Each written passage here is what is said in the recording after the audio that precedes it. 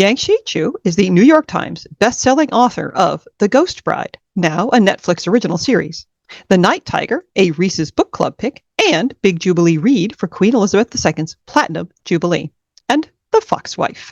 She loves to eat and read, often at the same time. Yangsze.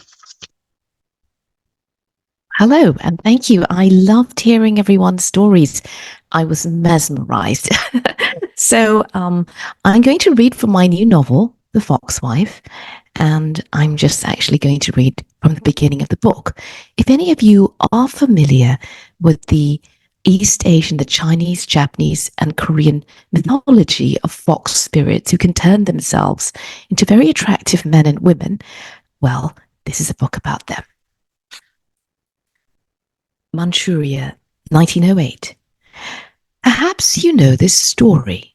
Late one evening, a beautiful woman comes knocking on an unsuspecting scholar's door.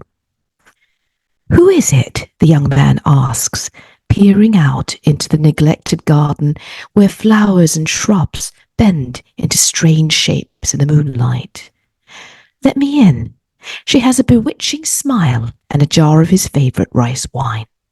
And he does, hesitant at first, because he's supposed to be studying for the imperial examinations. Why is she alone outside this remote country villa? And why do her eyes gleam strangely in the rain-wet darkness? But he tells himself it's all right. She's likely a prostitute sent by his friends as a joke.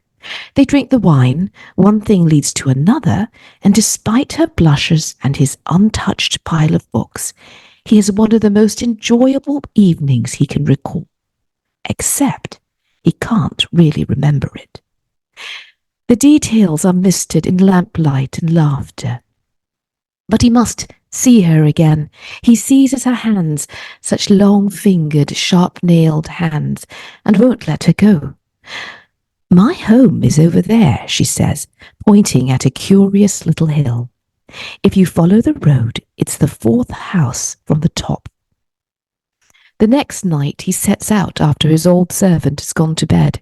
If he paid attention, he'd see that the road peters out until it's barely a trail through overgrown grass. But he doesn't notice, so besotted is he. There are many curious houses along the way, all with darkened windows like empty sockets.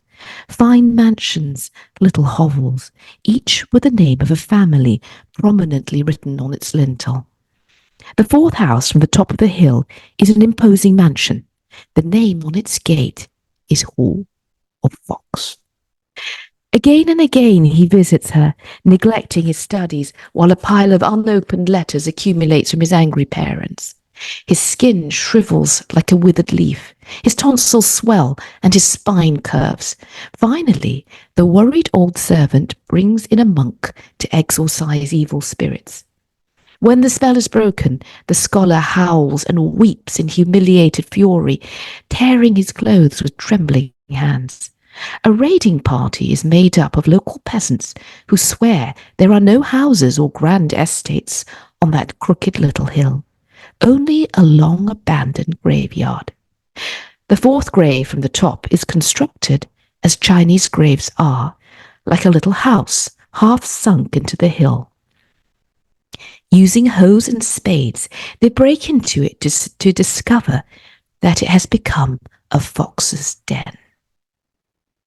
This story usually ends with the shape-shifting fox boiled to death or skewered by an angry mob. That shouldn't happen, however, if you're careful. Most foxes are. How else could we survive for hundreds of years? The fox in that tale was greedy and stupid, giving the rest of us a bad reputation. Foxes, people say, are wicked women. Even in the best of times, it isn't easy for someone like me to make a living. To catch a train from Mukden to Dalian, for example, I had to make my way out of the grasslands of Kirin. The first day was the hardest, as I required clothing. I ended up dragging a peasant's blouse and cotton trousers off a washing line. A virtuous fox should not steal, but I needed the clothes desperately. appearing by the roadside as a naked young woman is just asking for trouble. I exist as either a small canid with thick fur, pointed ears, and neat black feet, or a young woman. Neither are safe forms in a world run by men. Frankly, I'd prefer to look like someone's grandmother. That would at least give me some dignity appropriate to my years. Which leads me to note in my diary that though most tales focus on the beautiful female foxes who live by devouring chi or life force, little is said about the males. Women who run around willfully doing whatever they please are bound to be censured. A handsome, cunning man is a different matter. Most male foxes are only forced to retire or fake their deaths when their uncanny, ageless looks start to disturb people. Don't get me started on the unfairness of this. I generally avoid males of my own race. Once I had clothes, I continued along, begging for rides. I had no money, of course. That was a consequence of living in the grasslands, watching the clouds drift across the wide blue sky, and eating field mice. I hadn't been to a city in ages. When I reached Mukden, there were foreigners spending money in the streets, and starving peasants fleeing famine. Before Mukden had become the old Manchu capital of the north, it had been Shenyang, the garrison stronghold of the Ming Empire. The world kept changing, but battles for cities remained the same. It took me longer than I'd expected to settle some personal business, about which I'll tell you more in the future, but I managed to get onto a train by allowing a pimp to hustle me. I told him I urgently wished to go to the port city of Dalian. I see, he said, stroking my arm, gauging the quality of the meat. You look very healthy.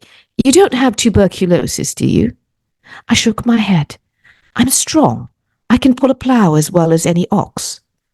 You won't be doing the ploughing, said he, smiling. Come with me. I've a good job for you as a nursemaid. He bought us tickets, third class, hard seats. Scent of sweat, salt fish, the iron tang of hot metal. The train was a revelation. I'd seen it before, charging across the grasslands like a metal horse, snorting billows of black soot. I thought about riding it, but I'd been busy then, too busy and too happy. With a snarl, I turned away from the window. I didn't want to think about what I'd lost. At least we were travelling fast. My heart thrummed with impatience. I was eaten up with rage and anxiety that my prey might escape me if I didn't get to Dalian soon. Thank you very much. And yes, I actually I read the audio books for all of my novels, and the Night Tiger was actually a finalist for the audio awards. So thank you very much, everyone. I've very much enjoyed everyone's readings.